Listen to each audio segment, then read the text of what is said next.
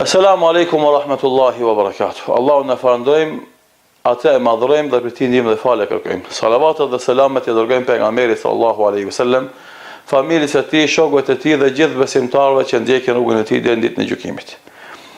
Proncimi i radhës ka të bënë me një dukuri që një kohë të gjatë është e pranishme dhe e bezdishme në komunikim në rrjetet sociale, Facebook qoftë apo tjerat.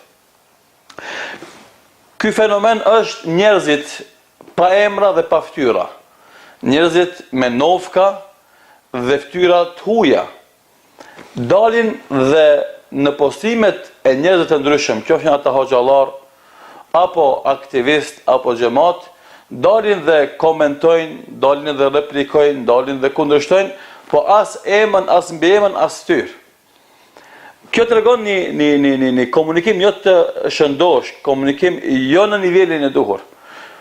Ne duhet mësohemi njëra për gjithmonë që të dalim me emër dhe mbi emër.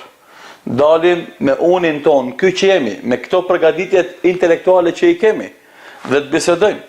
Mjaft më bised me dorza, mjaft më bised me maska, mjaft më bised prej prapaskenave, dalim me dam.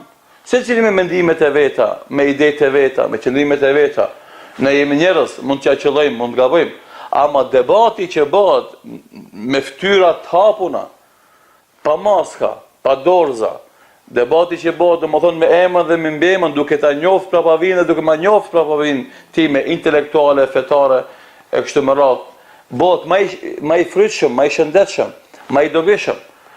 Dhe fatkeqësisht po keq përdoret llogaria ose akaunti pa emën dhe pa fytyrë, për të shah njerëz, për të ofenduar njerëz, për të shantazhuar njerëz. Kjo po na ndodh vazhdimisht në për komentet edhe komunikimet në rrjetet sociale. Padyshim, kjo është domethënë gjë e qortuar. Një krahasim vetëm të thjeshtë. Pejgamberi sallallahu alaihi wasallam në kohën e tij erdhi njëri dhe i trokiti në derë. Dhe tha kush je? Tha unë. E i tha pejgamberi sallallahu alaihi wasallam unë si reagim i mos pëlqimit të përgjigjes së atij.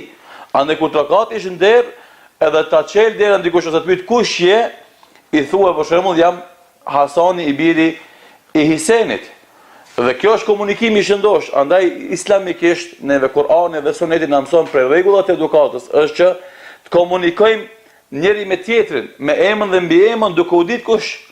Përdorimi i termeve ibn ose ebu që janë domethënë përdoren gjuhën arabe pa të vinë si do thotë prapashtesat e emrit dhe mbiemrit. Baba i Hasan dhe Hisenit kur dihet se domethënë ai ka emrin për shembull Muhammed ibn Abdullah, Muhamedi i biri Abdullahit, Ebu Omerit, ama vetëm Ebu filan ose ibn filan pa tregu emrin dhe mbiemën që është traditë dhe kultura e vendit tonë që njerëzit njihen me emrin dhe mbiemën e tij.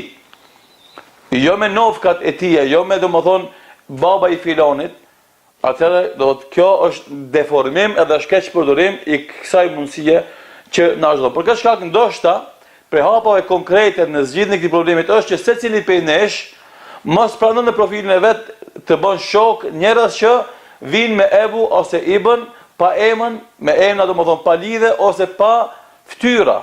Normalisht kjo vlen për meshkujt se për vajzat nuk ka nevojë të kenë fotografit e tyre personale, mjafton të ketë një lule, një natyrë, po dihet emri dhe mbiemri kush është, që mos i bëhet rast keq përdoret me xhlisi, muhabeti, ndeja, që njerëz pa emër dhe mbiemra domethënë të shajnë, të ofendojnë, të nënçmojnë, apo do të reagojnë me reagime që ndoshta nuk janë në nivelin e tyre. Pra është një këshill që lind nga muhabetit e përditshëm me shumë miq dhe dashamir që e kemi bë, andaj dëshirova që të prononcoj me këtë rast duke lutur Allahun xhelal vazhdimisht në ebditë dhe bishme dhe vepra të mira, në sinqeritet në fjalë dhe vepra dhe të mundohemi të jemi ata që jemi, me emër dhe mbiemër dhe me fytyrë. Mos bëhemi pa emër dhe pa fytyrë, se normalisht i pa emër dhe i pa fytyri që s'ka guximin me dalë me to, nuk mund një dobi shoqërisë e mos flasim për ndonjë dobi dhe shërbim që mund t'ia vën fesë. Zoti ju shpëlbeft. Selamun alejkum wa rahmatullahi wa barakatuh.